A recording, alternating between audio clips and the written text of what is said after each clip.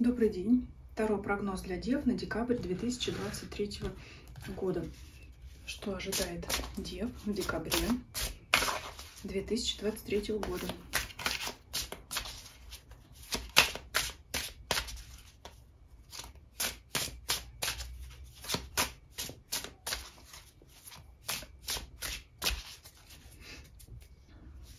Первая позиция. Основные моменты, атмосфера расклада, может быть, ваше настроение.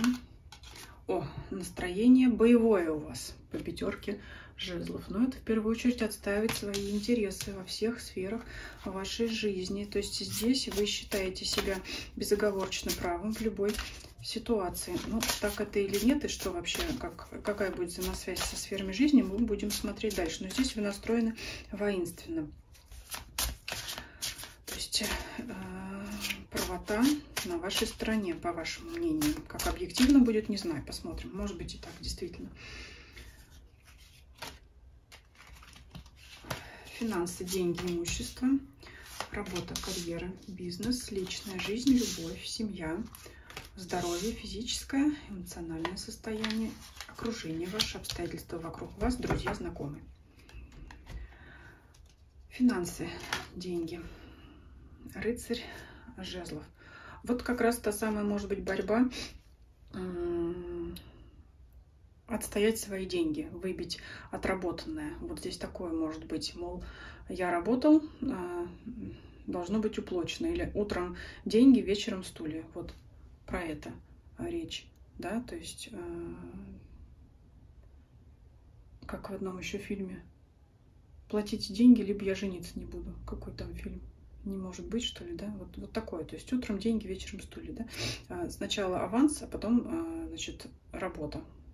То есть это вот активное опять отстаивание своей позиции. Это, знаете, еще может быть активный поиск жилья в том плане, что если вы задумали, у вас есть в планах приобретение жилья, это, значит, изучение вариантов. То есть рыцарь жезлов — это активное движение, это вот искать, смотреть туда-сюда. То есть это приложение своей энергии и вот как раз отстаивание. То есть что-то, знаете, как по еще пятерке жезлов, может, этот вариант не нравится, этот не нравится, это не предлагает. Ну, то есть это вот активная энергия, но с некоторой такой, с недовольством. То есть все что-то не так, все не эдак, все не нравится. И вот он идет поиск удобного для вас варианта. Ну и если конкретно по деньгам, да, по финансам, это вот именно отстаивание. Или, например, вы будете настаивать на своей цене, на той сумме, которая вам необходима, да, если вот касается работы, вы будете говорить, что либо вы мне повышаете зарплату, либо сами работаете, да, и сами берите на себя эти там дополнительные обязанности. Это вот что-то такое, это вот с некоторой, может быть, даже агрессией. То есть не подходи ко мне, да, если вот не готов мне столько платить или там долг вернуть, да, кстати, можете активно из кого-то выколачивать свои долги, может и такое быть, смотря для кого. То есть вот не подходите, пока вот мне не заплатите то, что вы мне должны, или вперед, потому что я вас уже знаю, я уже с вами работала, уже эту историю проходили, пока вы мне не заплатите вперед, я работать не буду. Не выйду работать в выходной день, если вы мне, значит, приказ сегодня не подпишете о двойной оплате, а то может быть и тройной, да. Но это так. Работа. О, тут дьявол выпадает. Сейчас прикрою картиночку. Это опять поставить от себя в зависимость ваше окружение на работе. Почему говорю, вы поставите в зависимость? Потому что у вас агрессивный настрой.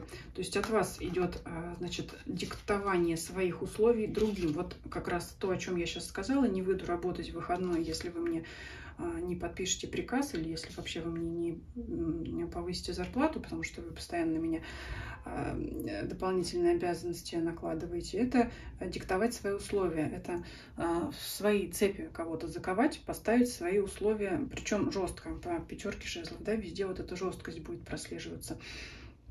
Опять утром деньги, вечером стулья. То есть вы мне подписываете приказ на оплату, на премию, и тогда я буду этим заниматься. Если нет, то тогда, пожалуйста, найдите кого-то другого, кто будет это делать. А ко мне не приставайте. Это вот прям вот так вот резко.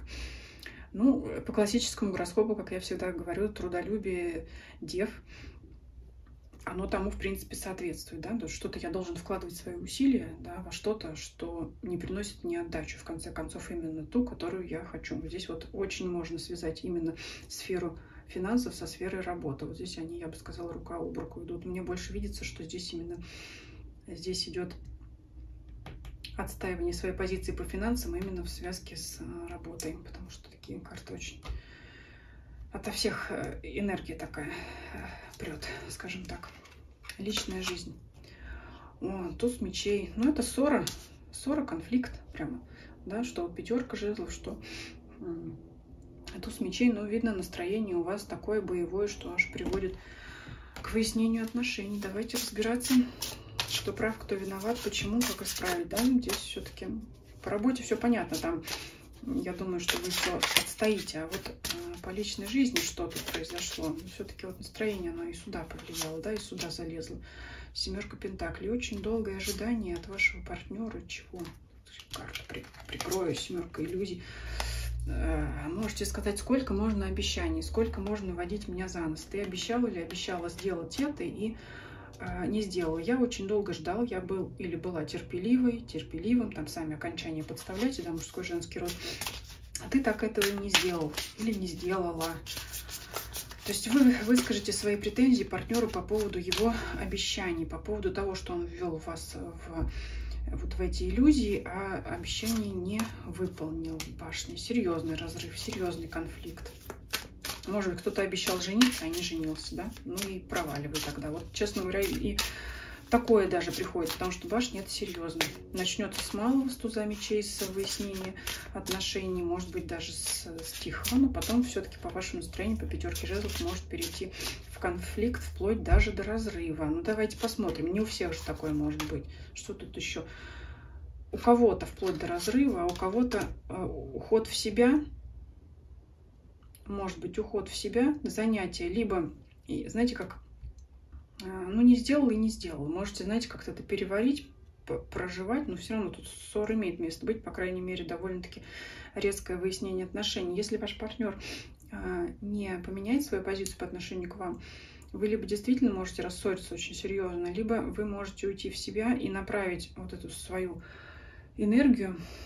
По-моему, это называется сублимация. Подскажите, я не знаю. Либо в творчество, во что-то новое по карте Шута, либо кто-то из вас может вообще заняться поисками нового партнера, новых берегов, потому что Шут — это что-то новое. То есть, если ты мне не даешь того, что ты мне обещал, значит, я вынуждена искать нового чего-то. Вот и такое может быть. Это что касается пары. Поэтому у вас здесь серьезная позиция выпадает. Я надеюсь, что она, вот правда, я надеюсь, что она не проиграется. Я надеюсь, что она выиграется. Это позиция, и, значит, выяснение отношений закончится на том, чтобы их урегулировать, а не нарушить вашу связь. Давайте посмотрим для тех, кто не в паре. Десятка мечей. Ну, скорее, с таким настроением нет. Вы вот как вот эта дама, которая себя ценит слишком высоко, и которая, по сути, судя по черепу в ее руке, скажем так, уже видала таких партнеров. Хотя хочется добавить, конечно. Ну, то есть здесь, если сказать мягко, меня не обманешь. Потому что я уже знаю модель поведения, я уже знаю, как люди себя ведут, поэтому я это видела, я это проходила, и я больше так не хочу. Здесь просто нет настроя на поиск нового партнера. Давайте добавлять сферы проблемные, настроение довольно-таки жесткое, агрессивное, даже где-то по пятерке жезлов. Давайте разбирать здесь поподробнее, как личную жизнь наладить, что надо сделать, чтобы партнер на вас отреагировал как положено. Но все-таки дайте ему еще один шанс по Луне. Пусть думает, скажем так, пусть вас боится, и пусть думает, как это все наладить. Но шанс ему надо дать обязательно. Вот это то, что вы сможете сделать со своей стороны, находясь, конечно, в таком настроении нетерпимым. А все-таки вам придется перетерпеть и дать партнеру второй шанс, третий или 10, я не знаю, какой он у вас по счету идет, чтобы он все-таки справился. Потому что на сей раз, скорее всего, он поймет, что ну, это уже серьезно, надо ситуацию исправлять. Пятерка кубков. Конечно, вы по пятерке кубков не будете, вернее, надеяться, что он эту проблему решит. Ну, это какая-то, я не знаю, что такая ситуация. Ситуация затягивается, честно говоря. Сила, карта силы. В общем, надо будет терпеть, ждать, когда он наконец-то сможет сделать то, что он вам обещал. Уже не знаю, что он там вам пообещал, но что-то он никак, вот честно говоря, телится и никак не растелится. Может быть, поэтому оно вас бесит и раздражает. Здесь вот такие карты, да, прям вот сколько доставала, а все карты негативные, либо условно негативные, либо умеренные, но одна единственная карта положительная, безусловно положительная вышла, это туз Пентаклей, которая говорит о шансе. Ну, просто, наверное, вас достала эта ситуация, или кто-то вас сильно разозлил. Но, тем не менее, если вы все еще намерены союз сохранять, возможность для этого только одна, дать ему еще один шанс. На этом пока на личной жизни остановимся. Переходим к здоровью, физическому, эмоциональному состоянию. Ну, какое тут эмоциональное состояние? Все силы вы отдали на выколачивание денег, на борьбу с коллегами, с начальством, на отношения с вашим партнером. Это упадок сил просто, упадок сил. Давайте дополнять, как их восстанавливать. Ну, или боретесь тут еще из последних сил. Вот такое может быть. Так, карта помощи. То есть сами вы не восстановитесь, вам может только помочь кто-то другой. Отдых, конечно же, по повешенному. То есть избавьте оборот, избавляйте. Королева Пентаклей. Балуйте себя. Королева Пентаклей — это королева, любящая земные материальные удовольствия и наслаждения. Все, что вы любите. Кто любит и может позволить себе сладкое. Конечно, то, что порадует. Там, да, говорят, шоколад, там какие-то гормоны счастья может в нашем организме производить. Ну, конечно, если вам это интересно, актуально. Может быть, какие-то спа-процедуры, какие-то удовольствия, какая-то хорошая косметика, какая-то одежда. В общем, шопоголизм вам советую. Да? Минутка вредных советов. Вот для вас, что восстановит ваши силы. Это покупки приятные, отдых приятный. Но самопроизвольно организм не восстановится. Нужно искать впечатления извне. То, что тут по хитрости у нас идет.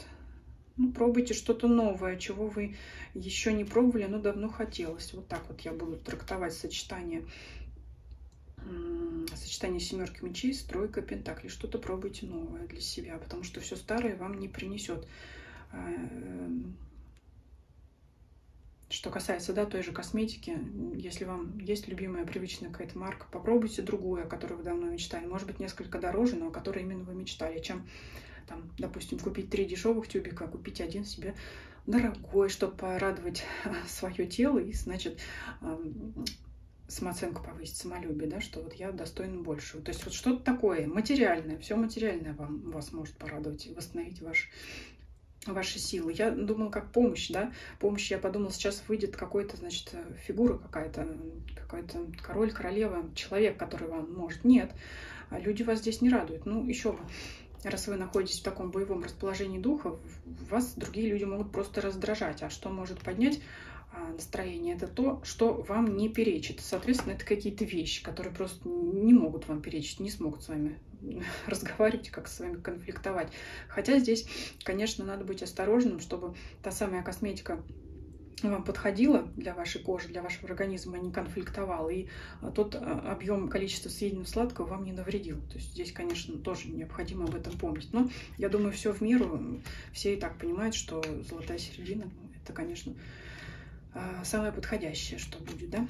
Так, опять у нас карта звезды, которую я прикрою. Это у нас ваше окружение и обстоятельства вокруг вас. Вы знаете, карта звезда — это всегда мечта, это что-то, чего мы хотим, и думаем, что добраться до этого невозможно. А вот в карте окружения, я думаю, здесь опять нет связи с конкретными людьми. Скорее всего, вот в пылу борьбы вашей по всем фронтам, теряя силы, вы можете не заметить вокруг себя что-то желанное, что-то важное для вас. Давайте раскроем, что это. Я вижу, что вы можете потерять и не заметить важное для себя. Короля жезлов, кстати говоря, вот он. Все-таки выпал человек. Король жезлов, может быть, это ваш мужчина. Если это тот самый мужчина, с кем вы конфликтуете, то тогда карта трактуется так. В пылу, значит, отстаивание своих интересов и требования от него того, чего вы хотите, вы можете потерять с ним ту самую эмоциональную связь. И если это тот самый человек, вот где мы смотрели третью позицию по личной жизни, я могу сказать так. Король жезлов — это, что называется, не хухры. Мухры — это все-таки король. Это не просто король, это король жезлов. Это человек деятельный и активный. Просто то, что он вам обещал, он действительно объективно в данных обстоятельствах выполнить не может. То есть вы требуете от него в данный момент невозможного. То есть вот он, да, он пообещал, скорее всего, это было его ошибкой, но давать обещания, которые не можешь выполнить, это, конечно, не очень хорошо, но и со стороны вашей будет ошибкой требовать с него обещанного в той ситуации, в которой он физически исполнить это не может. Здесь вот что-то такое крутится. Не потеряйте вот с ним эмоциональную связь. Если это не тот человек, то смотрите, на кого еще будет похож этот король жезлов. Если это касается работы или каких-то деловых отношений, то есть тоже можете упустить предложение со стороны этого самого короля жезлов, требуя свое, отстаивая свое, вы можете упустить предложение лучшее, чем вы для себя видите. Вот так. То есть, например, вам кто-то позвонил, написал сообщение, там, электронную почту, вы там отмахнулись, а мне сейчас не до этого, я вот сейчас борюсь за свое. А там как раз может содержаться очень важное для вас послание, очень важная для вас информация. Поэтому вот заострились вы на борьбе, а упустить можете что-то важное.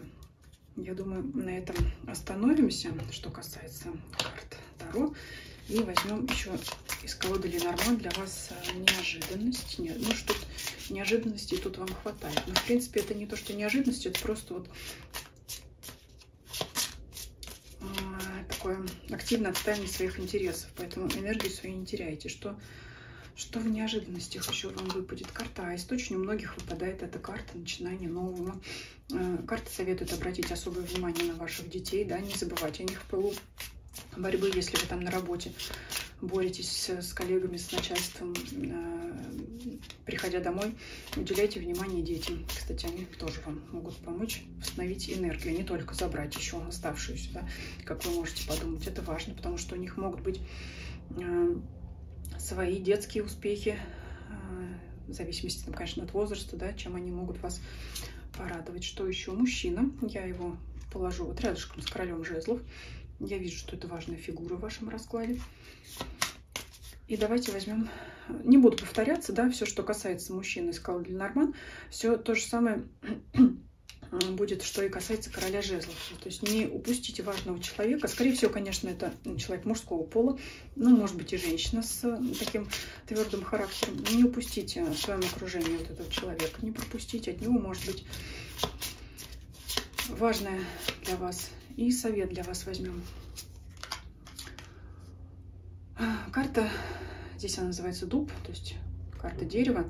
Это корни, это семья, это коллектив, это личные отношения, это близкие связи. Вот, пожалуйста, не теряйте их. Как бы вы ни были настроены жестко, как бы вы ни отставили свои интересы, постарайтесь вот в этой борьбе не потерять все-таки связь с людьми, потому что коллеги, какие бы они ни были, вам с ними работать и дальше, потому что я не вижу здесь, например, сферу работы. У вас тут цепями прочно все закреплено, то есть вам нужно все равно дальше продолжать в этом же коллективе работать, с этими же людьми, зарабатывать деньги, с этим же партнером. Значит, карта советует вам оставаться и поддерживать связь, потому что ни он не виноват в невыполненных обещаниях. Ну, и вы должны понять, что надо здесь все-таки, конечно, смягчаться. То есть карта вам советует отставить свои интересы, но не забывать о близких родственных связях. Я думаю, что вот мы на этом расклад завершим. Спасибо за просмотр. Ставьте лайки, если вам понравился расклад. Пишите комментарии. На Новый год сделаю дополнительно праздничный расклад по всем знакам зодиака. Вот небольшой анонс делаю. Чтобы не потеряться, подписывайтесь, пожалуйста, на мой телеграм-канал. и Дзен-канал, потому что неизвестно, что может произойти, да, какая борьба, какие непредвиденные обстоятельства, поэтому вот закрепимся, скажем так, поэтому приглашаю вас и туда тоже, в другие социальные сети, на другие площадки. Всем спасибо за просмотр, всем до свидания.